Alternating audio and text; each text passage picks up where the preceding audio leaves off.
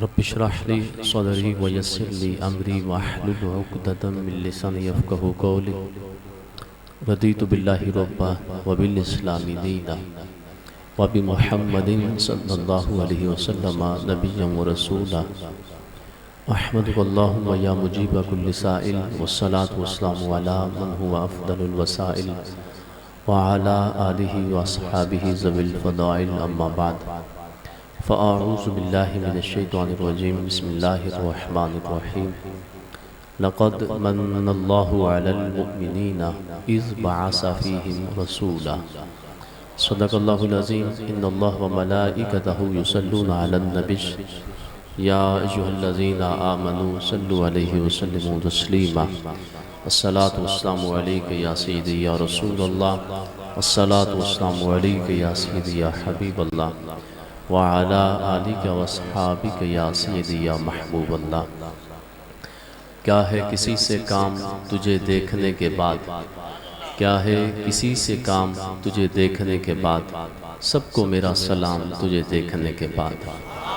जलवा किसी का हो या तजल्ली किसी की हो, जलवा किसी का हो या तजल्ली किसी की हो, है देखना हराम तुझे देखने के बाद। मेरी राहे हयात के दुश्वार मरहले हल हो गए तमाम तुझे देखने के बाद। दिल से दुआ है ये तुम्हारे ग़ुलाम की, हो ज़िंदगी की शाम तुझे देखने के बाद। महमूद का अय्याज़ तो एक ही रहा, लाखों बने अय्याज़ तुझे देखने के बाद। लाखों हसीन सामने आए भी तो क्या है नसीर, आँखों को सी लिया है तुझे देखने के बाद। अल्लाह रब्बुल इज़्ज़त की हम्द व सना के बाद आक़ा दो आलम नूर मुजस्सम शफ़ी मुअज़्ज़म नबी मुतशम मासूम आमना अहमद मुज्तबा जनाब मुहम्मद मुस्तफ़ा सल्लल्लाहु अलैहि वसल्लम के दरबार गौहर बार में उनके हुज़ूर नाज़ में अपनी मोहब्बतों का खैराज पेश करने के बाद वाजिबुल एहतराम लायक ताज़ीम मुअज़्ज़ज़ दोस्तों बुज़ुर्गों, अस्सलामु अलैकुम व रहमतुल्लाहि व बरकातुहू। खालिक़े कायनात का एहसान अज़ीम है कि उस मालिक़े कायनात ने हमें यहाँ पर चंद लम्हे हाजिर होकर अपने और अपने महबूब अलैहिस्सलाम की यादों की दौलत से नवाजा। इस पर जितना भी उसका शुक्र अदा किया जाए वो कम है। अल्हम्दुलिल्लाहि रब्बिल आलमीन। कुरान मजीद फुरक़ान हमीद के दामन से जो आयत बय्यना तिलावत करने का शरफ़ हासिल किया है, खालिक़े कायनात ने उसके अंदर एक अज़ीम एहसान का न सिर्फ तज़किरा किया बल्कि एहसान करके एहसान जतला दिया। इरशाद हुआ लक़द मन्नल्लाहु अलल मुअमिनीना इज़ बअसा फ़ीहिम रसूला, कि बेशक अल्लाह ने मोमिनों पर एहसान किया है कि अपना शान वाला रसूल उन्हें अता फरमाया है। अल्लाह ने खुद ही एहसान किया और एहसान करने के बाद एहसान जतला दिया। एहसान करके एहसान जतलाना ये अल्लाह को पसंद नहीं है। एहसान करके एहसान जतलाना ये अल्लाह रब्बुल इज़्ज़त को पसंद नहीं है। वो रब कहता है ला तुब्तिलू सदक़ातिकुम बिलमन्नि वल अज़ा। ऐ लोगों, अगर किसी को कुछ दे दो, किसी की खाली झोली को भर दो, तो फिर उसके तज़किरे न करते फिरो, लोगों के सामने उसको बयान न करते फिरो, जगह जगह उसके इश्तिहार न लगाते फिरो कि मैंने फ़लाँ शख्स को ये दे दिया, मैंने उसके ऊपर ये एहसान कर दिया, मैंने फ़लाँ शख्स की खाली झोली को भर दिया। कि अगर तुमने किसी को सदका खैरात देकर तुमने लोगों के सामने बयान करके उस गरीब शख्स की इज्जत को तार तार किया, उस गरीब शख्स की सफ़ेद पोशी को अगर तुमने तार तार कर दिया, उसके दिल को अज़ियत पहुंचाई, तो कहा फिर क्या होगा, रब तुम्हारे सदकात व खैरात को कबूल ही नहीं करेगा, वो तुम्हारे अमल ज़ाया चले जाएंगे। आज हमारे यहाँ अगर कोई शख्स अल्लाह किसी को दुनिया की दौलत से नवाज दे तो वो अपनी दौलत की इश्तिहार लगाता फिरता है। रमज़ानुल मुबारक के या किसी भी मौका पर वो गरीबों को बुलाकर लाइन में खड़ा करके जहाँ पर सबसे पहले उनकी सफ़ेद पोशी का खूब मजाक उड़ाया जाता है, इससे बढ़कर जुल्म क्या किया जाता है कि लोगों को वहाँ लाइनों में खड़ा करके 5 किलो का थैला आटे का देकर कि जो भी सदका खैरात उसको दिया, फोटो सेशन करके फिर मीडिया हो या वो प्रिंट मीडिया हो, उसकी जीनत बनाकर वो लोगों को दिखलाया जाता है ताकि लोगों को पता चले फलां शख्स ने इतना कुछ कर दिया।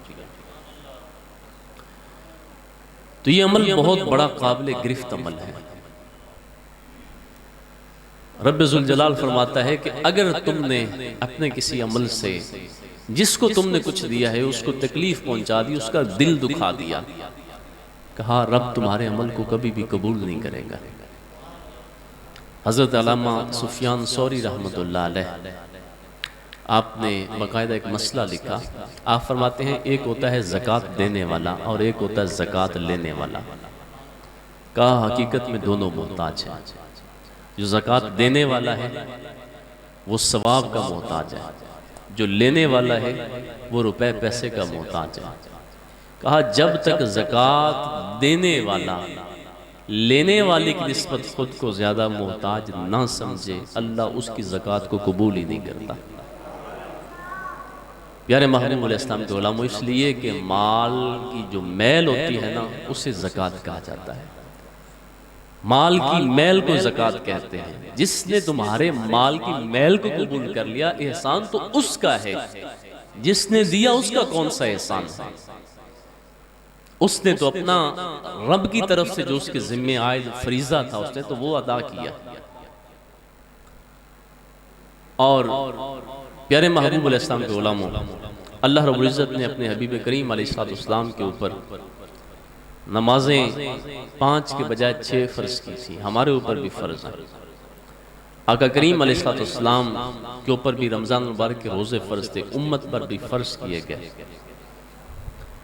अल्लाह के हबीब अलैहिस्सलाम के ऊपर भी ज़िंदगी में एक मरतबा हज फ़र्ज़ था, इस उम्मत पर भी किया गया। हमारे और आका करीम अलैहिस्सलाम पर जो आयत ये फ़राइज़ हैं उनमें फ़र्क बड़ा है। हुज़ूर अलैहिस्सलाम की चाहत को रब ने इबादत बना दिया। हम चाहें या ना चाहें, चाहते हुए भी ना चाहते हुए भी हम रब के इन आयत करदा फ़राइज़ के पाबंद हैं। फ्रीज़े में फ़र्क है, मगर नमाजें उम्मत पर भी फ़र्ज़, हुजूर पर भी फ़र्ज़, हज उम्मत पर भी फ़र्ज़, सरकार मदीना सल्लल्लाहु अलैहि वसल्लम पर भी फ़र्ज़, रोज़े उम्मत पर भी फ़र्ज़, सरकार अलैहिस्सलाम पर भी फ़र्ज़, उम्मत के मालदार तबके पर, हर साहिब निसाब शख्स पर साल में एक मरतबा ज़कात फ़र्ज़।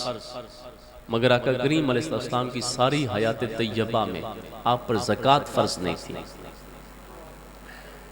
इसकी वजह क्या है? अल्लाह की हबीब अलैहिस्सलाम पर ज़कात फ़र्ज़ क्यों नहीं की गई? कहा दरअसल इसकी वजह यह है कि जो ज़कात होती है वो माल की मैल होती है। रब ने अपने हबीब पर ज़कात फ़र्ज़ नहीं की ताकि लोगों को पता चल जाए इस कायनात में फ़कत मेरे महबूब का माल ही वो माल है जो हर किस्म के मैल से पाक है। हुजूर के माल जैसा तो किसी का माल नहीं हो सकता, तो फिर आमना के लाल जैसा कोई कैसे हो सकता है? तो मैं ये अर्ज़ कर रहा था कि एहसान करके एहसान जतलाना ये अल्लाह को पसंद नहीं है। आका करीम अलैहिस्सलाम ने भी इरशाद फरमाया, ला तुब्तिलू सदक़ातिकुम बिल मन्नि वल अज़ा। ऐ लोगों, बल्कि सरकार अलैहिस्सलाम ने इरशाद फरमाया कि ला यदखुलुल जन्नता मन्नान, कि तुम में से जो शख्स एहसान करके एहसान जतलाएगा वो कभी जन्नत में दाखिल नहीं होगा। मिलाद मुस्तफ़ा में आने वाले लोगों, मिलाद वाले आका का पैगाम लेकर जाओ। सरकार फरमाते हैं जिसने एहसान करके एहसान जतलाया वो जन्नत में नहीं जाएगा। और ये इतना बड़ा गुनाह है कि जिसके अंदर हम सब मुब्तला हैं। हम घरों के अंदर जब बैठते हैं, एक भाई दूसरे भाई के सामने कितनी लंबी फहरिस्त निकाल के बैठा होता है कि मैंने तेरे ऊपर ज़िंदगी में फ़लाँ फ़लाँ मौके पर ये एहसान किया था, उंगलियों के ऊपर गिनवाते हैं। बीवी अपने खावंद के सामने, खावंद अपनी बीवी के सामने, औलाद वालदैन के सामने, वालदैन औलाद के सामने।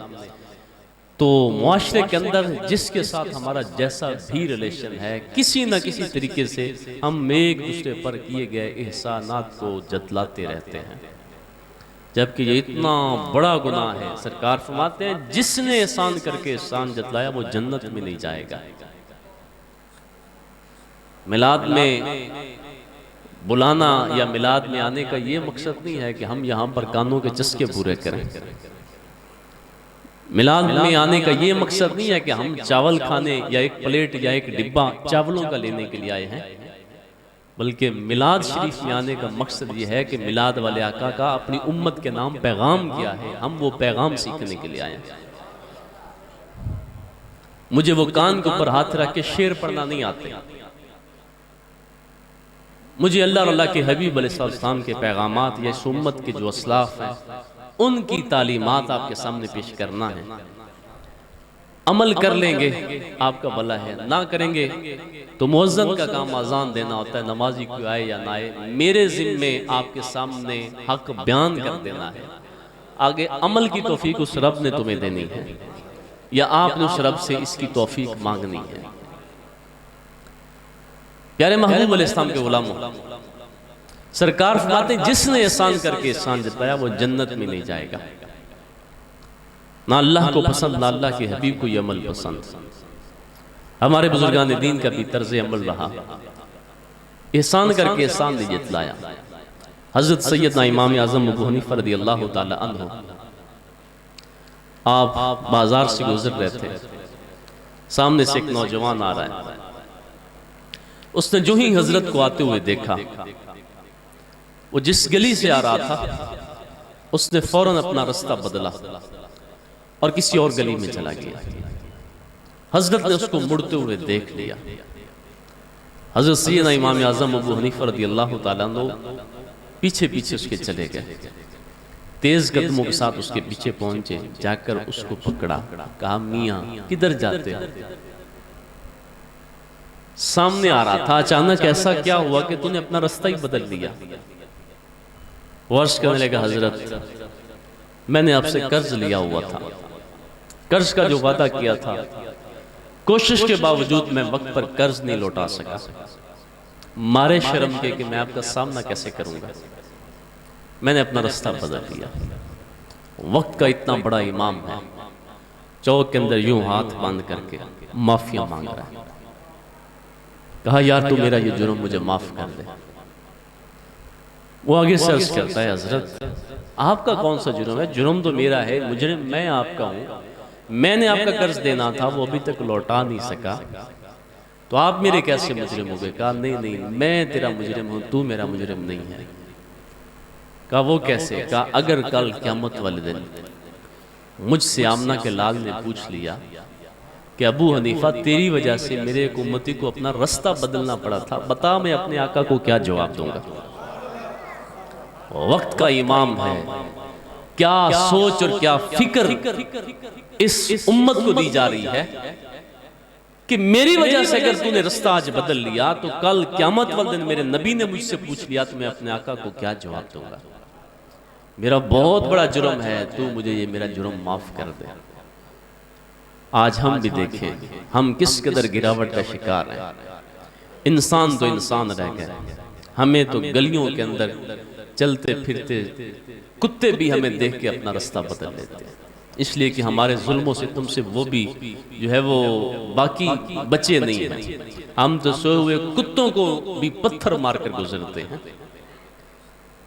आज हमारे नौजवान चौकों चौराहों के अंदर गलियों के अंदर खड़े होकर चौक सड़क से गली से गुजरने वाली अपनी मुसलमान बहन बेटी का रास्ता रोक के खड़े होते हैं और ताक लगाए खड़े होते हैं, और कई मुसलमान बेटियां ऐसे जालिमों के जुल्म से बचने के लिए अपने रास्ते बदलने पर मजबूर हैं। जिसको देखकर कोई बहन बेटी अपना रास्ता बदल ले, कुत्ते और शख्स में कोई फर्क नहीं है। प्यारे महबूब सल्लल्लाहु अलैहि वसल्लम के गुलामों, कहा मेरा ये जुर्म माफ कर दे, बार बार इसरार करते हैं। उसने कहा हजरत आपका तो जुर्म ही नहीं, जुर्म तो मेरा है। कहा नहीं, मेरा जुर्म बहुत बड़ा जुर्म है, जब तक तू माफ़ नहीं करेगा मैं तुझे जाने नहीं दूंगा, लिहाजा तू मुझे ये माफ़ कर दे। वो कहता हज़रत मैंने आपके कहने पर आपका ये जुर्म माफ़ किया। आप फरमाने लगे हल जज़ाउल इहसान इल्लल इहसान। कहा तूने मेरा ये जुर्म माफ़ कर दिया, जा मैं तेरा कर्ज माफ़ करता हूँ।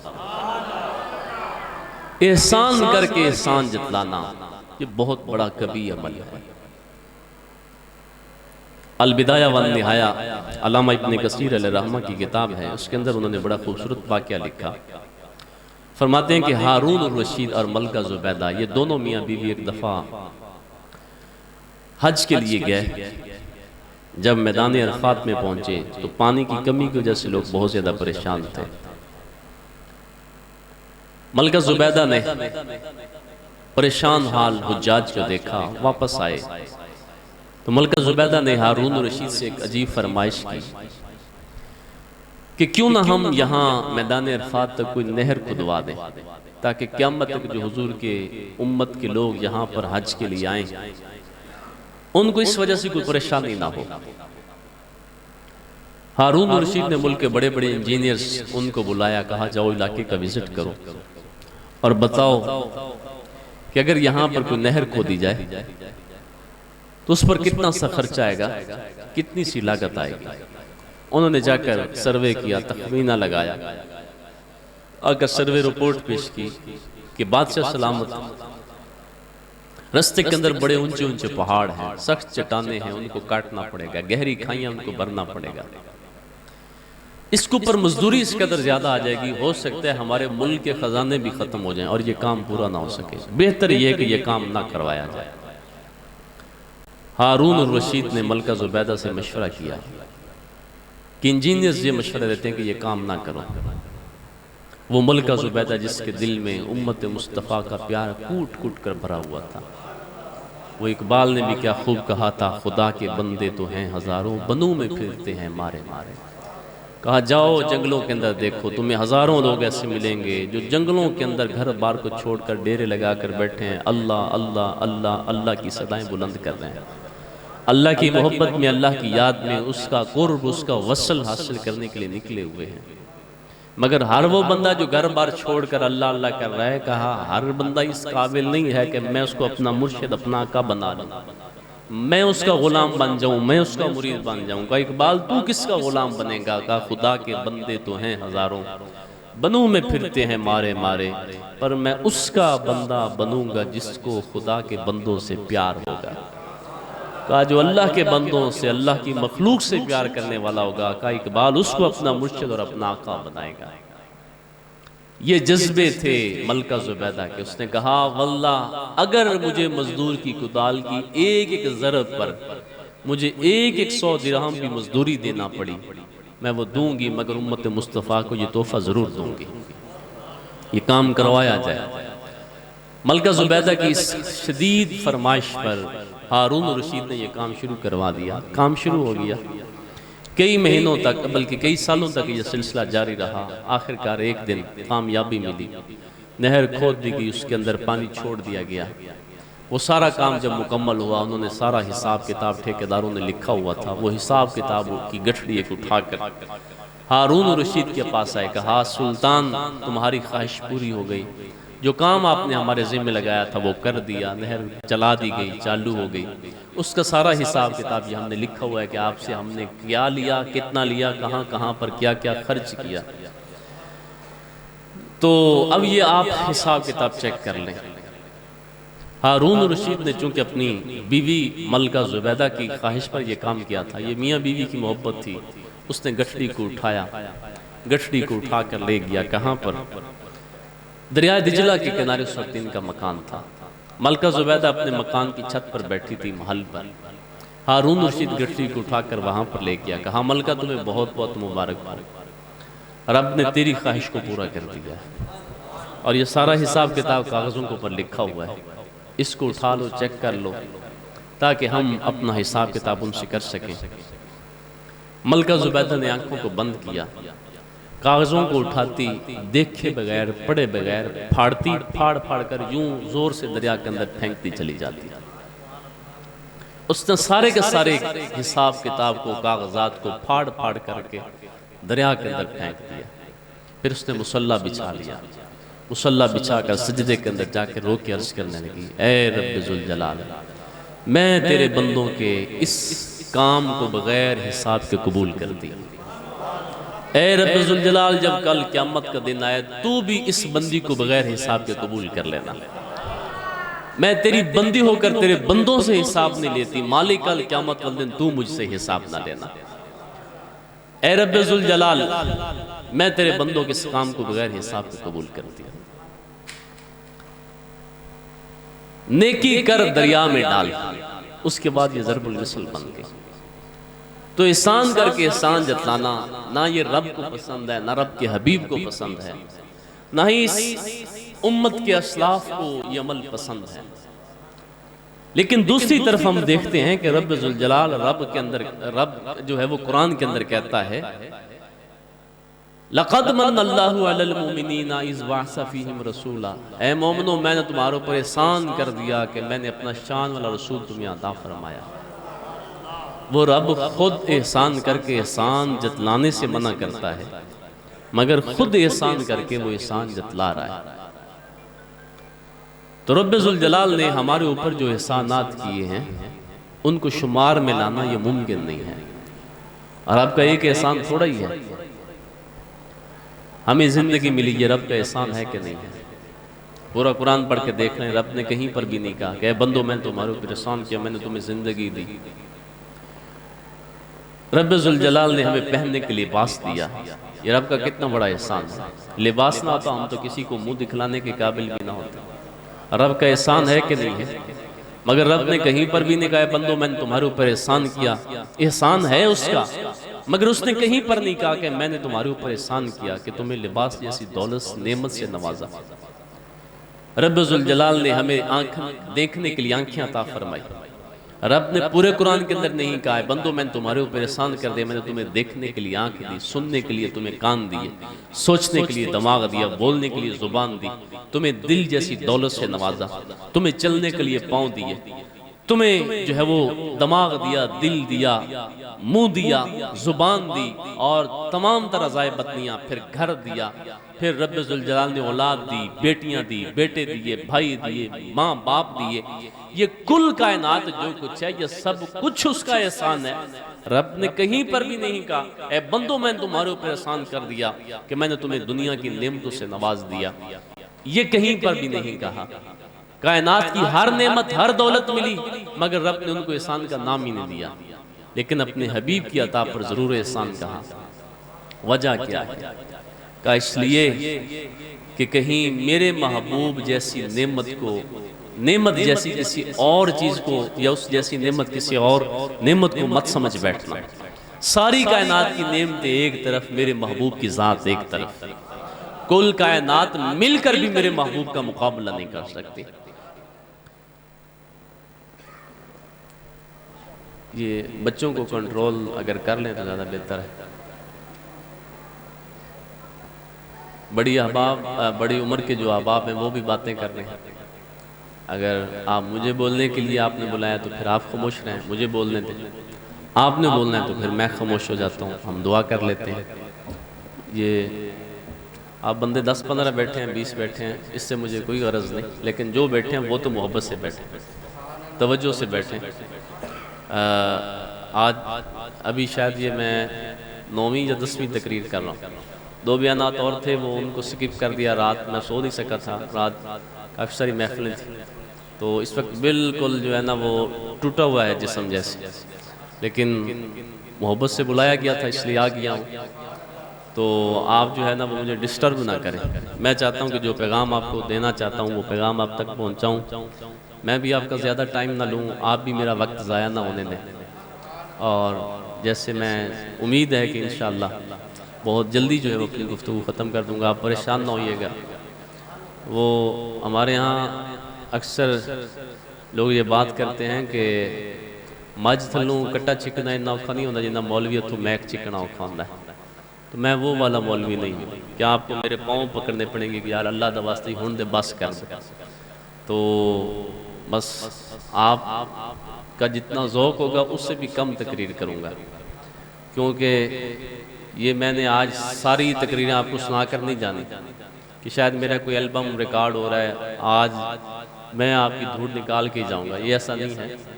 बस पैगाम, और वो भी पैगाम अमल है। आप सुन लेंगे मोहब्बत से, तवज्जो से, मेरा दिल राज़ी हो जाएगा। तो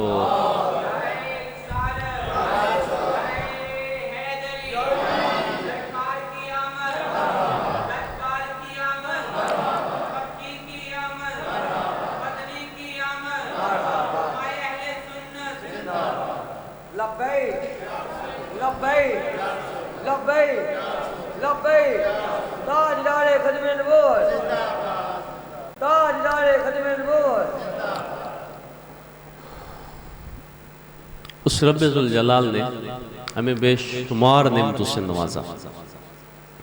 उस रब्बे ज़ुल जलाल ने हमें दोस्त अहबाब की नेमत से नवाजा, बहन भाइयों जैसी नेमत से नवाजा, वालदैन की अता की सूरत में हमारे ऊपर एहसान किया। ये सारे उसके एहसानात हैं, मगर रब ने कहीं पर भी नहीं कहा कि बंदो मैंने तुम्हारे ऊपर एहसान किया, इसलिए कि वो सारे के सारे रिश्ते एक दिन हमें छोड़ जाएंगे। लेकिन जिनका एहसान रब ने हमारे ऊपर जतलाया है, वो महबूब करीम सल्लल्लाहु अलैहि वसल्लम इतने वफादार हैं कि जब हमारी रूह निकलेगी, आका करीम अलैहिस्सलाम तो हमारी कब्र के अंदर भी तशरीफ़ ले आएंगे। तो उस आका से प्यार किया करो, टूट कर प्यार किया करो। और ये एक रात का प्यार नहीं, चंद घंटे का प्यार नहीं। हम ये समझते हैं कि शायद साल के बाद महफिल करवा लेंगे, 2-4 देगें पकवा लेंगे, कोई 8-10 फ्लैक्स बनवा लेंगे, साउंड लगा के, मूवी बना के, मौलवी बुला के, 2 नात खां बुला के।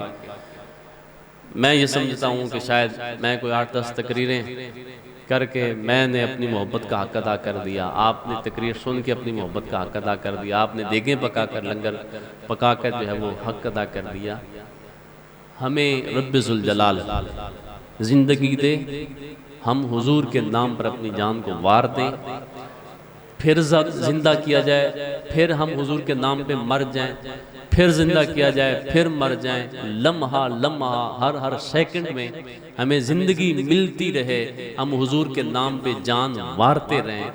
आका करीम अलैहिस्सलाम के जितने हमारे ऊपर एहसानात हैं, उस एक एहसान का भी बदला नहीं उतर सकता, चाहे हम जिंदगी के हर सांस में हुजूर के नाम पे कुर्बान होते रहें।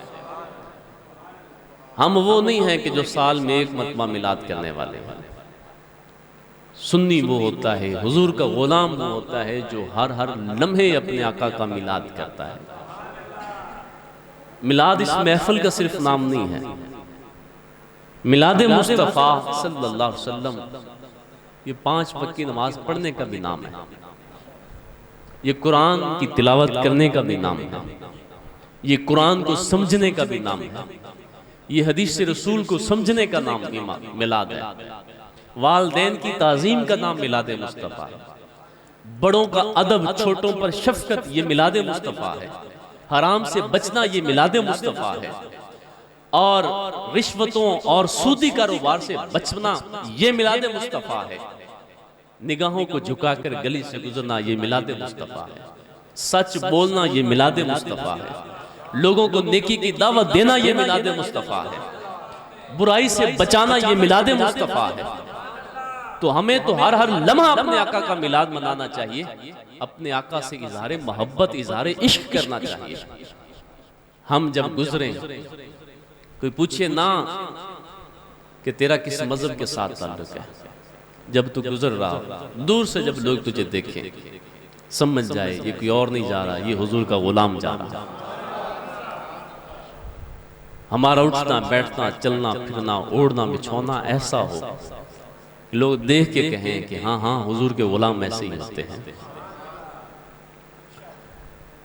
हजरत इमाम मोहम्मद रहमतुल्लाह अलैह, हमारे एक बहुत बड़े इमाम गुजरे हैं, शहर बगदाद में ईसाइयों और यहूदियों ने चैलेंज कर दिया कि मुसलमानों तुम्हारा मजहब इस्लाम झूठा है, माज़अल्लाह, तुम्हारा दीन झूठा, तुम्हारा नबी झूठा। अगर दम खम है आओ हमसे मुनाजरा करो। ईसाइयों और यहूदियों के उलमा ने यह मुनाजरे का चैलेंज दे दिया।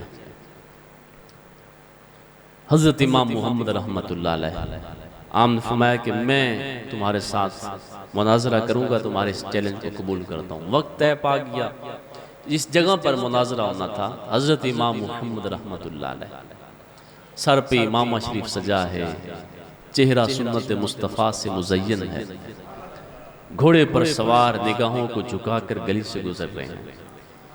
अपनी मुसलमान बहन को देखकर नजरें झुका के गुजर जाना ये भी बहुत बड़ी तबलीग है। गुजर रहे हैं दूर से, जब ईसाइयों के उलमा ने, ईसाइयों के पादरियों ने हजरत इमाम मोहम्मद को देखा, देखते ही कलमा पढ़कर मुसलमान हो गए। वहां पर मौजूद जो ईसाई थे उन्होंने अपने उलमा को गालियां देना शुरू कर दी, जो कि उस वक्त मुसलमान हो चुके थे, कि आज तुमने हमारी मजहब की नाक को कटवा के रख दिया, कि तुमने मुसलमानों के इस इमाम के साथ कोई बात ही नहीं की, कोई सवाल जवाब भी नहीं हुआ। तुम सवाल करते, वो तुम्हें लाजवाब कर देते, फिर इनके मजहब को कबूल करते, फिर तो बात समझ में आती थी। मगर तुमने कोई इनसे सवाल जवाब भी नहीं किया और बगैर सोचे समझे तुमने कलमा पढ़कर इनका मजहब अख्तियार कर लिया। उन्होंने जवाब दिया, कहा कि जब हमने दूर से इस प्यारे चेहरे वाले शख्स को आते हुए देखा, इसके चेहरे का हुस्न जमाल ही बताता था कि यह चेहरा किसी झूठे का चेहरा नहीं हो सकता।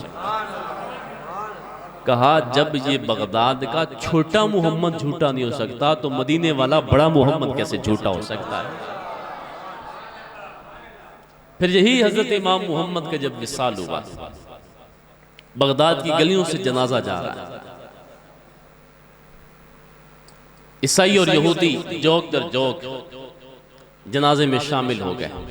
क्या हमारा मजहब इनकी नमाज जनाजा पढ़ने की इजाजत नहीं देता, चलें चार पे जा रही है तो हम भी 4 कदम जनाजे के साथ चल लेते हैं। बहुत सारे हमारे जय्यद उलमा ने लिखा, इमाम जलालुद्दीन सयूती रहमान ने लिखा कि हजरत इमाम मोहम्मद रहमतुल्लाह अलैह के जनाजा के अंदर गैर मुस्लिम जब आए, उन्होंने जब फर्त मोहब्बत में मुसलमानों को जनाजे को कंधा देते हुए देखा, उनके दिल के अंदर भी शौक पैदा हुआ कि क्यों ना हम भी जनाजे को कंधा दें। तो जो भी कोई ईसाई या यहूदी जनाजे को कंधा देता था, 4 पाई बाद में टच होती थी, मुसलमान वो पहले हो जाता था। 1700 से ज्यादा यहूद और नसारा ने हजरत इमाम मोहम्मद के जनाजे को कंधा दिया। जो ही कंधा दिया, रब ने ईमान की दौलत से सरफराज फरमा दिया। ये थे वो लोग जो वाकई मिलाद मुस्तफ़ा का हक अदा किया करते थे। ये थी उनकी सीरत, जिस सीरत को आज अपनाने की हमें जरूरत है। उनकी मैयतें भी लोगों को ईमान की दौलत से नवाजती हैं। और आज एक मुझ जैसा मुसलमान है जो लोगों के ईमान के रास्ते के अंदर रुकावट बना हुआ है। हमारे करीब इंडिया के अंदर, जिस वक्त ये पाकिस्तान नहीं बना था, बड़े सगीर था, पाको हिंदी इकट्ठा था, एक हिंदू था जिसका नाम था स्वामी लक्ष्मण प्रसाद। उसने एक किताब लिखी थी हमारे आका करीम अलैहिस्सलाम की सीरत पर। किताब का नाम था अरब का चांद। उसकी ये किताब जब मंजर-ए-आम पर आई, इस किताब को पढ़कर हजारों हिंदू मुसलमान हो गए। जो भी इसको पढ़ता हुजूर के नाम पर फरिफ्ता हो जाता, हुजूर का गुलाम बन जाता। मगर लिखने वाला शख्स हिंदू का हिंदू है।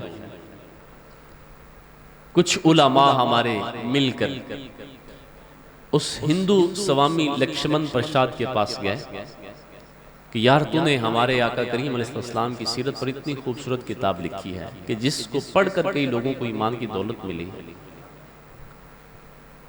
तो जिस महबूब की सीरत पर तूने इतना कुछ लिखा है, उस महबूब का कलमा पढ़कर मुसलमान क्यों नहीं हो जाता?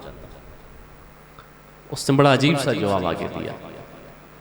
उसने कहा कि यारो, जब मैंने तुम्हारे नबी की सीरत को पढ़ा तो मेरा जी भी चाहा कि क्यों ना मैं भी उस महबूब की बारगाह में कोई हदिया अकीदत पेश करूं। फिर मैंने ये किताब लिखी अरब का चांद। फिर मेरा दिल चाहा कि ऐ स्वामी तू भी इस महबूब का कलमा पढ़ के मुसलमान हो जा। लेकिन ऐ मुसलमानों, आज जब मैं तुम्हारी करतूतें देखता हूं, मैं कहता हूं तुम जैसा मुसलमान बनने से बेहतर मैं हिंदू ही मर जाऊं। कहां पर एक जमाना था जब हमारे बुजुर्ग, उनकी मैयतें भी लोगों को ईमान की दौलत दिया करती थी, और कहां आज का मुसलमान है कि जिसके अमल को देखकर कोई मुसलमान भी मुसलमान नहीं रहता। आज गैर भी हमारा मजाक उड़ाते हैं। जिस कौम का ये हाल हो कि पीने के लिए जो वाटर कूलर बाहर नस्ब किए जाते हैं, वहां पर गिलास भी जंजीर के साथ बांधना पड़े, वो भी कोई मुसलमानों का मुआशरा हो सकता है? मस्जिदों के लोटे जहां से चोरी हो जाएं, क्या वो कौम भी मुसलमान हो सकती है? जो कौम मस्जिदों के अंदर अल्लाह की इबादत की गरज से आए और वो जाते हुए लोगों के जूते चोरी करके ले जाते हो, क्या ये भी कोई मुसलमान कौम हो सकती है? आज हमारा जो तौर तरीका है, जो आज हमारा तर्ज हयात है, क्या ये तर्ज हयात एक मुसलमान का हुजूर के गुलाम का हो सकता है? मुझे ये बातें नहीं आती मियां कि बस आप लोगों ने मिलाद मना लिया, बस हुण जन्नत तुहाडी, तुसी जो मर्जी करो, सीधियां करो पुठियां करो, जन्नत तुहाडा राह पे तकदीर। ना, ये धोखा मुझे देना नहीं आता। अमल से बनती है जिंदगी, जन्नत भी जहन्नम भी। अमल करना पड़ेगा। ईमान के बाद अमल की बड़ी वैल्यू है। आज हम सिर्फ खाली नारे लगाकर हम ये समझते हैं कि हमने गुलामी का हक अदा कर दिया। हम तो हुजूर का जिक्र सुनने के लिए 1 घंटे 2 घंटे की महफिल होती है, हमारे पास तो इसको सुनने के लिए भी वक्त नहीं होता। हमने क्या खाक काम करना। अभी कल जुलूस होंगे, मैं भी वहां पर होऊंगा, आप भी होंगे, आप भी हाथ उठा उठा कर नारे लगा रहे होंगे, मैं भी लगा रहा हूँ। जरा नारा लगाए ना, वो गुलाम है, गुलाम है, गुलाम है, गुलाम है, गुलाम ये रसूल में जो ना हो इसके मुस्तफा, गुलाम ये रसूल में। बोले तो सही यार। नमाज पढ़ते हुए हमें क्यों मौत पड़ती है? कुरान पढ़ते हुए हमें क्यों मौत पड़ती है? ये सब हम झूठ बोलते हैं। हमें गुलामी रसूल में कुछ भी कबूल नहीं है। 12 रबीउल नूर जैसा मुबारक दिन हो, इमामुल अंबिया सल्लल्लाहु अलैहि वसल्लम की आमद, उसका जश्न हो,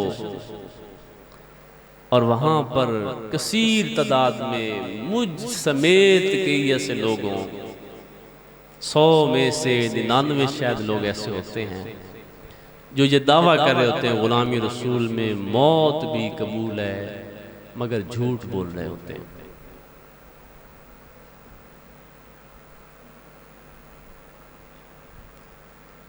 हुजूर अलैहिस्सलाम के नाम पर एक मर्तबा पुलिस का डाला कहीं दूर से नजर आ जाए, हम 10 घरों की छतें फलांग के गुजर जाएं, वो कैसे दावा कर सकता है कि गुलामी रसूल में मौत भी कबूल है? ये काम था मुमताज हुसैन कादरी का, जिन्होंने चूम कर फांसी के फंदे को गले में डाला था। ये दावा करते तो इल्मो दीन शहीद करते। हम किस मुंह के साथ करते हैं ये दावा? नमाज तो हम पढ़ते नहीं, बारिश आना तो मौसम ऐसा बन जाना ये तो बड़ी दूर की बात है। ठंडा मौसम हो तो मस्जिद में गर्म पानी मिलता है, मौसम गर्म हो मस्जिद में एसी और एयर कूलर्स लगे होते हैं, हम फिर भी नमाज पढ़ने के लिए नहीं आते। किस मुंह के साथ कहते हो गुलामी रसूल में मौत भी कबूल है? और उस बंदे से बड़ा कोई कमीना आदमी नहीं जो अपने नबी से झूठ बोले।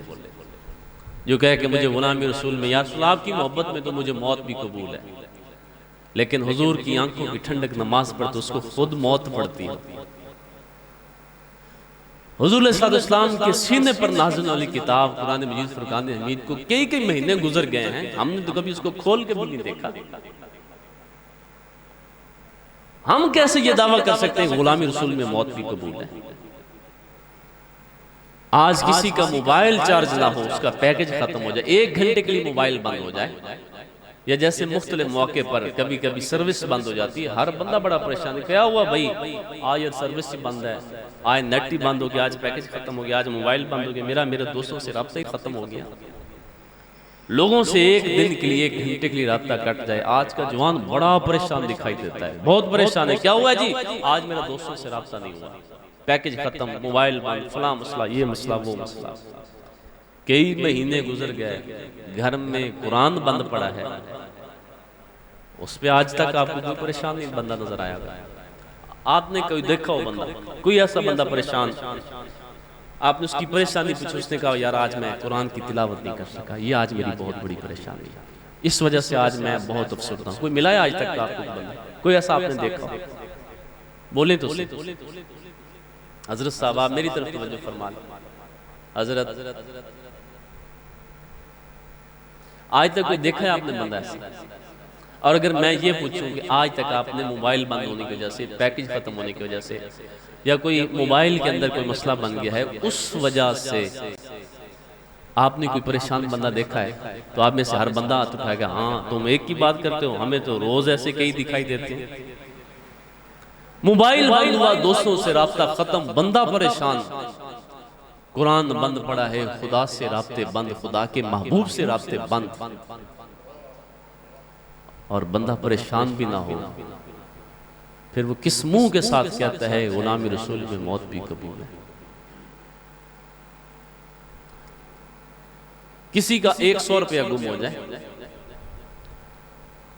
इस महंगाई के दौर में, वो बंदा रोने वाला हुआ पड़ा, क्या हुआ यार आज मेरा कारोबार नहीं चला, आज मेरा 100 गुम हो गया, 1000 गुम हो गया, या आज मुझे काम के अंदर इतना घाटा पड़ गया। ऐसे लोग आपको बड़े मिले होंगे, आज तक आपने कोई ऐसा बंदा नहीं देखा होगा, कोई देखा है तो मुझे बताएं, जो इस वजह से आपको परेशान नजर आया, उसने कहा कि यार आज मैं फलां नमाज जमात के साथ अदा नहीं कर सका।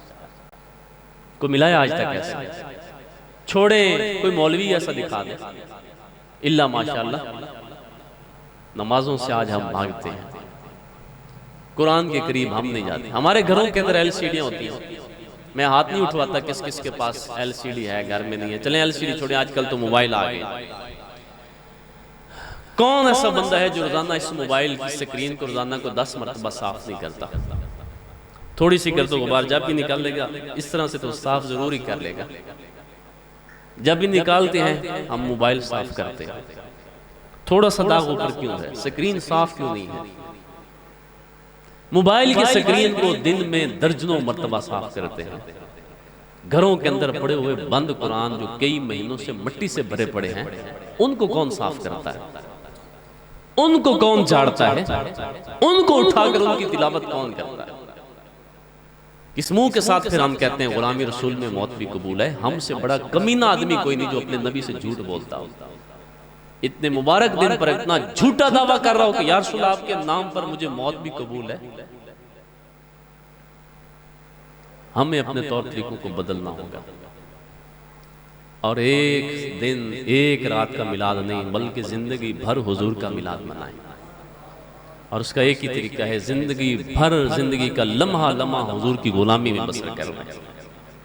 हम यहाँ पर महफिल सुन रहे हैं, यहाँ पर तिलावत सुन रहे हैं, कुरान सुनेंगे, थोड़ी देर बाद जाकर हम मोबाइल के ऊपर गाने भी सुनेंगे, हम फिल्में भी देखेंगे, हम ड्रामे भी देखेंगे। दावा क्या है? गुलामी रसूल में मौत भी कबूल है। तो ऐसी कौम के ऊपर खुदा कैसे रहम करे? ऐसी कौम के ऊपर खुदा कैसे तरस खाए जो अपने नबी से भी इतनी ना सिर्फ बेवफाई करे बल्कि अपने नबी के साथ झूठ बोले। आप कोई ऐसी बात अपने घर में करें कि आपके बाप को सच मालूम हो, बड़े भाई को असल बात का पता हो, और आप उसके सामने झूठ बोल रहे हों, क्या हश्र होगा। जब आप झूठ बोल रहे थे, अचानक किसी ने आपको बताया कि अब्बे नू गल दा पता है, वो जो भी बात हो, कुछ भी कर सकते हैं, मिसाल दे रहा हूँ, फौरन कब कभी तारी होती है या नहीं होती कि लो अब तो फंस गया, कि असल बात का तो पहले ही पता है। आप में से कोई ऐसा यहाँ पर बैठा है जिसका ये दावा हो माज़ अल्लाह कि हम जो कुछ करते हैं हमारे इस अमल का हमारे नबी को नहीं पता, हमसे ज्यादा बेहतर हमारे बारे में हमारे आका जानते हैं। ये अकीदा है कि नहीं सबका? हाथ उठाएंगे जिस जिसका ये अकीदा है कि हमसे बढ़कर हमारे बारे में हमारे आका जानते हैं। तो जब हुजूर हमारे बारे में सब कुछ जानते हैं कि सच क्या है, फिर हम कैसे जिगरे से कह लेते हैं या रसूलल्लाह आपके नाम पर मुझे मौत भी कबूल है।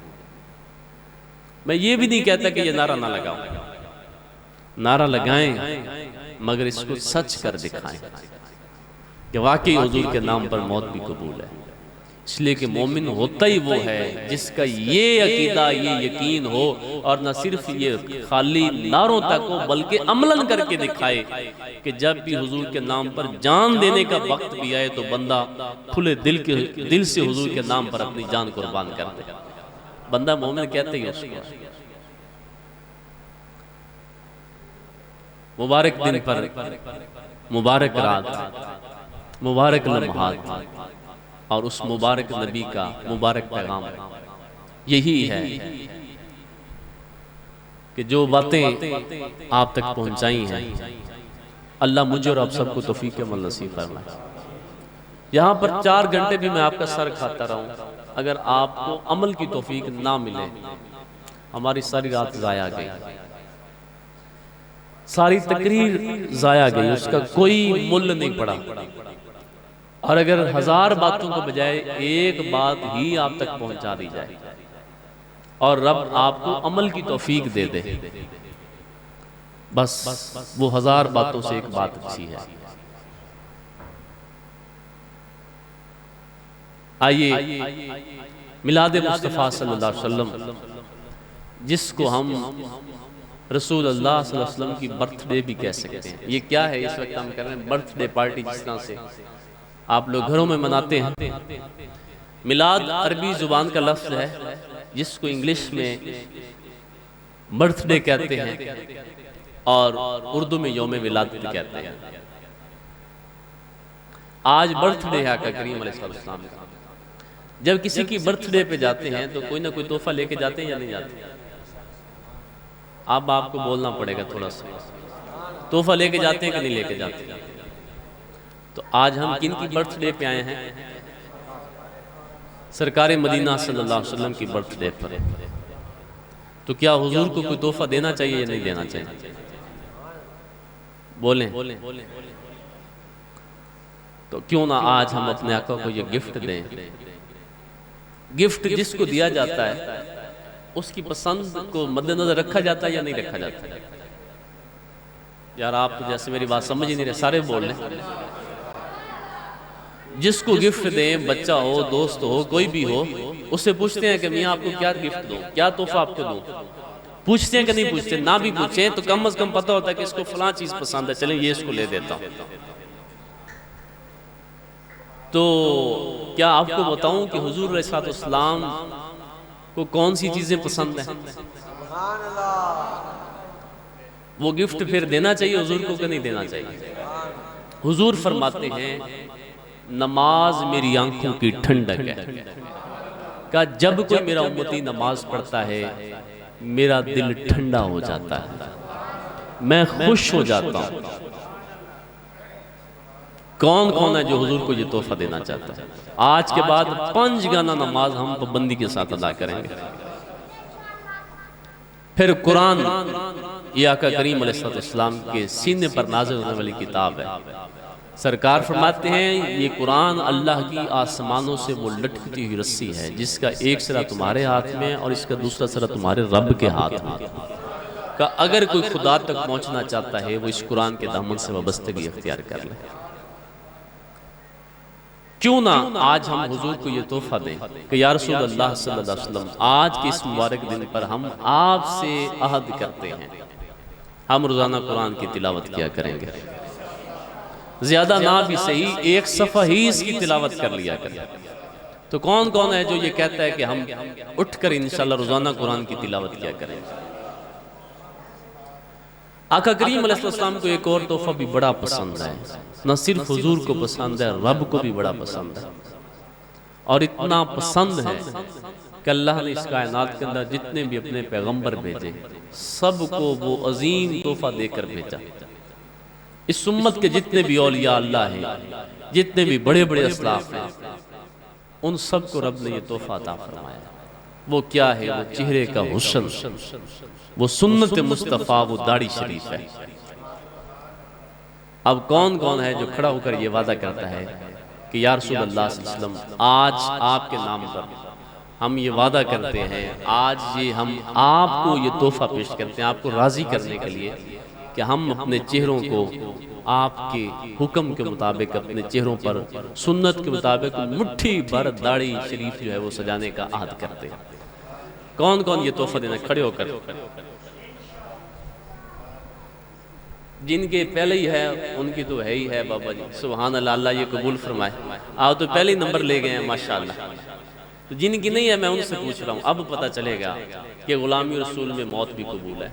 मौत नहीं है, यहाँ पर दाढ़ी शरीफ है, मुट्ठी भर दाढ़ी, ये इतनी इतनी दाढ़ी, ये इतनी इतनी दाढ़ी आका करीम अलैहिस्सलाम की सुन्नत नहीं है। हुजूर अलैहिस्सलाम की सुन्नत जो हुक्म दिया गया है वो मुट्ठी भर दाढ़ी रखने का हुक्म दिया गया।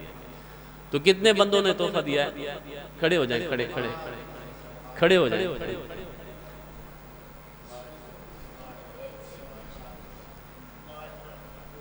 ये आज के बाद मुंडवानी नहीं है, अल्लाह के घर में खड़े हैं। और सबसे बढ़कर बात वही है कि हमें रब भी देख रहा है, रब के हबीब भी देख रहे हैं। सुभान अल्लाह, दिल खुश हो गया। ये है मिलाद वाले आका का पैगाम, ये है इस मिलाद का बुनियादी मकसद। ये मस्जिद नमाजियों से भर जाए, यहाँ पर पढ़े हुए कुरान, इनको पढ़ने वाले यहाँ पर सुबह एक लाइन लगी हो कि जो रोज़ाना कुरान की तिलावत कर रहे हैं। यहाँ पर रहने वाले जवान, उनके चेहरों पर सुन्नत मुस्तफ़ा सजी हो, जुबान पर कुरान की तिलावत सजी हो, पेशानी रब के हुजूर सजदों के अंदर झुकी हो। मुझे बताएं हुजूर कितना खुश होंगे। और अगर हम ऐसा मिलाद मना रहे हैं तो हम बड़ी खुश नसीब हैं। और अल्लाह उनको भी तौफीक दे जो अभी भी सोच रहे हैं। कई ऐसे लोग भी हैं जवान, वो कहते हैं यार अभी बस मेरी उम्र ही नहीं है दाढ़ी रखने वाली। कहते हैं ना ये, अभी कौन सा उम्र हुई है? अगर उम्र हुई नहीं तो रब ने फिर ये दाढ़ी भेजी क्यों है? किस चीज का क्या वक्त है, ये हम ज्यादा बेहतर जानते हैं या हमारा रब ज्यादा बेहतर जानता है? कौन ज्यादा बेहतर जानता है? बोले तो सही, हमारा रब ज्यादा बेहतर जानता है। तो ये दाढ़ी हम अपनी मर्जी से लेके आते हैं या वो रब देता है? अगर उम्र हुई नहीं थी रब ने दी क्यों है? तो ये कितना बड़ी जहालत वाली हम बातें करते हैं कि हम गुनाह को गुनाह भी नहीं समझते। आखिरी बात अर्ज करता हूं, बात को खत्म कर दें। बस मिलाद अल्हम्दुलिल्लाह हो गया। एक जवान जिसने अपने चेहरे पर दाढ़ी सजाई हुई थी, उसकी मंगनी वगैरह हुई तो सास ने कहा कि जब तक तो ये अपनी दाढ़ी नहीं मुंडवाएगा मैं तुझे अपनी बेटी का रिश्ता नहीं दूंगी। कि लोग बताते नहीं हैं, ये कई जवान ऐसे शादी तो बाद दाढ़ी रख लांगे, तो पहले मुकाला मलना तुम कि बाद में रख लूंगा तो कोई बात नहीं, पहले मैं नहीं रख सकता। तो कहा कि जब तक ये दाढ़ी मुंडवाएगा नहीं मैं तुझे अपनी बेटी नहीं दूंगी। उसने कहा कि तू एक बेटी की बात करती है, हजारों बेटियां भी हैं, अगर तू इस वजह से मुझे ना दे तो मैं सब को जो है वो अपनी जूती की नोक पे लिखता हूं। कहा कि नहीं नहीं तुझे मेरी बेटी से मोहब्बत नहीं है। कहा मोहब्बत है लेकिन दाढ़ी नहीं मुंडवाऊंगा। उसने कहा मुंडवा दे, मेरी बेटी की खातिर इतना भी नहीं कर सकता। उसने कहा फिर ऐसा करते हैं मैं दाढ़ी मुंडवाता हूं तू ऐसा कर कि ये अपने सर के जो बाल है ना तो इनको मुंडवा दे। अपनी सास से उसने कहा, होने वाली सास। उसने कहा कि शर्म वाली बात करो कि मैं सर के बाल मुंडवा दूं। उसने कहा मुंडवा देगा तो क्या हो जाएगा? उसने कहा तुझे पता नहीं, ये मेरे जो बाल हैं ये तेरे मामू को, ये तेरे चचा को बहुत पसंद है। कहा तू इसलिए बाल रख के फिरती है कि ये चचा को पसंद है, और मैं अपने चेहरे पर दाढ़ी इसलिए सजा के फिरता हूं कि ये आमना के लाल को पसंद है। कहा तू चचा के लिए इतना कुछ कर सकती है, मैं नबियों के इमाम के लिए कुछ ना करूं? तो ये वो बाल हैं जो आमना के लाल को पसंद है। तो अब कौन कौन हैं जो हुजूर अलैहिस्सलाम की पसंद को, बाकी सारे लोगों की पसंद को पसे पुष्ट पर डालते हैं। हुजूर अलैहिस्सलाम की पसंद को पहले नंबर पर रखें, लोगों को बाद में रखें। तो अब जिन्होंने पहले हाथ खड़े किए, जिसको ये बात सुनकर अच्छी लगी है और वाकई अच्छी लगी है, अब कौन है जो हाथ खड़ा करके कहता है कि इंशाल्लाह मैं अब अपने चेहरों पर दाढ़ी सजाऊंगा? अब आप भी मुट्ठी भर कर लें। अगले साल मुलाकात हो तो मुट्ठी भर दाढ़ी होनी चाहिए। अल्लाह तौफीक अमल नसीब फरमाए। तो मेरे ख्याल में ये आज वाली तकरीर यहीं पे ख़त्म नहीं कर देनी चाहिए, क्योंकि अगर अमल की तौफीक नसीब होगी, बात वही मैं बार बार कर रहा हूँ, तो बस यो वो बेशक मैंने आज कोई सीधी कोई तरतीब वाइज कोई बात भी नहीं की, बस जो जैसे ज़हन में आता गया आपसे बोलता गया। मगर रब का कितना बड़ा करम है, कितने जवान अपने चेहरों पर दाढ़ी सजा लेंगे, जिनकी जबीनें सजदों से आबाद हो जाएंगी, और अल्लाह इस पर तौफीक अमल नसीब फरमाए। तो इसको अब तर्क नहीं करना कि बस कैमरे से फोटो बन गई। कई लोग ऐसे होते हैं, ये होती है ना महफिल में कैमरा जैसे लगा हुआ है, लोग पैसे फेंकते हैं। तो जिस वक्त कैमरा होता है ना उधर उस वक्त पैसे फेंक रहे होते हैं। जब कैमरा वाला कैमरा थोड़ा सा घुमा दे वो फिर पैसे का हाथ रोक लेते हैं कि नहीं हुण फोटो नहीं बननी। तो ये वाला वादा नहीं करना। बात फिर वही कि जो आपने वादा किया वो रब भी देख रहा है, रब की हबीब भी देख रहे हैं। और तोहफा दे के तोहफा लेना ये बड़ी कमीनगी होती है। और हमने ये तोहफा, ये आपने तोहफा मुझे नहीं दिया, हाँ मुझे इसका अजर व सवाब जरूर मिलेगा अल्लाह की बारगाह से अगर अमल आप कर लेते हैं, लेकिन ये तोहफा आपने अल्लाह के हबीब को दिया है। तो बड़े खुश नसीब हैं जो अपने नबी को तोहफे देते हैं, और ऐसे तोहफे सुभान अल्लाह अल्लाह कबूल फरमा ले। तो आपकी इस मोहब्बत को देखकर मुझे अब वाकई आगे गुफ्तगू जो है वो मज़ीद नहीं करनी चाहिए, बल्कि यहीं पर ही जो है अपनी बात को ख़त्म करना चाहिए।